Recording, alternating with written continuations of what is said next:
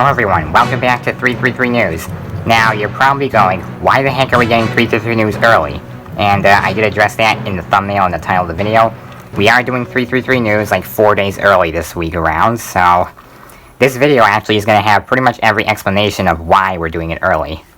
And I'll go ahead and just briefly list those out right now. One would be some crazy events that have been happening here, and another reason is because of weather events. So, yeah. We're going to go ahead and explain everything right now about today's episode. So, first off, we're tracking Tropical Storm Elsa, which is projected to impact New England. And we're going to start with the projected track up here. And yeah, we do have the cone of uncertainty, which does extend both west and east. And right now you can see that Elsa is on a direct track to impact southern New England. And with the cone of uncertainty, there could possibly be impacts to the very northwestern tip of Venus City as well. But I don't expect too much out of that.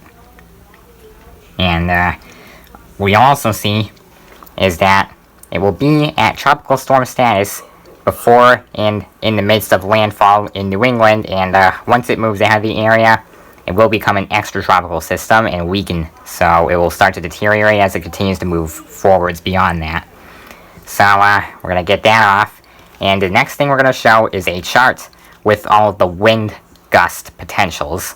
And please keep in note, these are wind gusts, not sustained winds, so sustained winds are not going to be as strong as the wind gusts we are forecasting right now.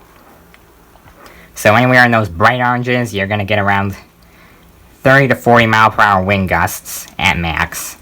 Anywhere in the darker orange will be 40 to 50 miles per hour.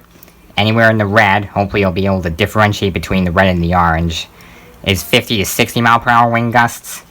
And anywhere in the magenta, kind of the hot pink color, will be 60 to 70 mile per hour wind gusts.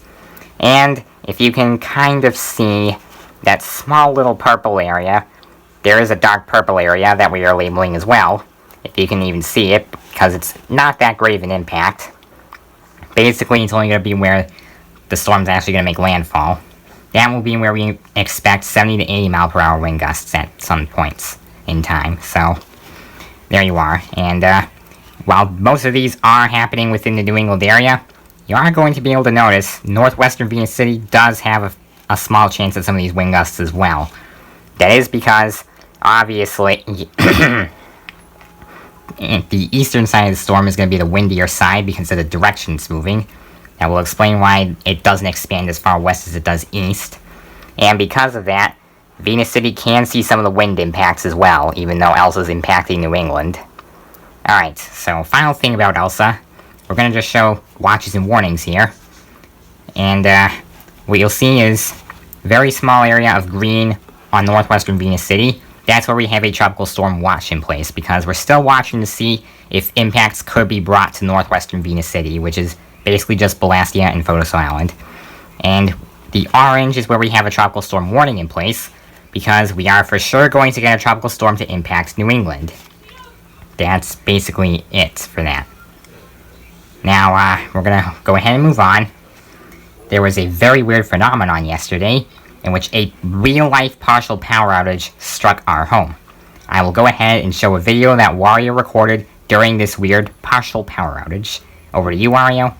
Or not over to Wario Live, but over to the video. Alright, this is Wario here with a very strange event that's occurring right now. So, it looks like our electricity's out. There is a rolling thunderstorm. I don't know what the heck's going on. And when you look at the oven, it says the power's out. But I'll show you the microwave. So you can kind of see there, time is still working on that. Light over there is still working, so something quite weird is happening.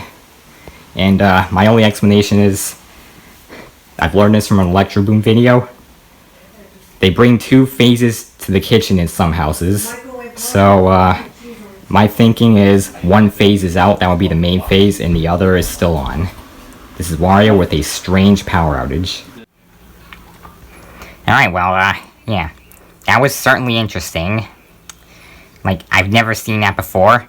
And, for for those of you who do not know what a partial power outage is, it's basically a power outage, but it only affects part of your home. So, if you have ever, learned that there are two phases being brought to North American homes, one that's the main phase, and another that's an alternative phase, just so that the main phase does not get loaded by too many things.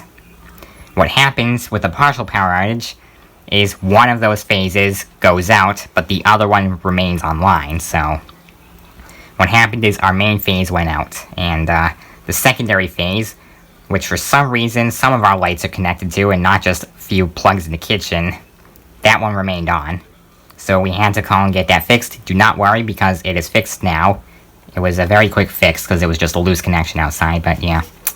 And we did discover when we were going around testing with a nightlight that it wasn't completely out on the main phase, it was just very underpowered.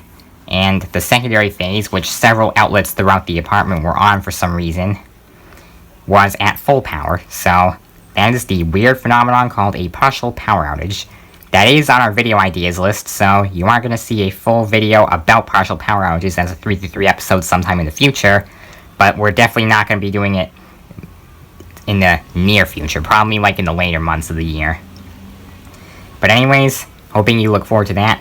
That's going to wrap it up for tonight's episode of 3-3 News. Thank you for watching, and I hope to see you next week.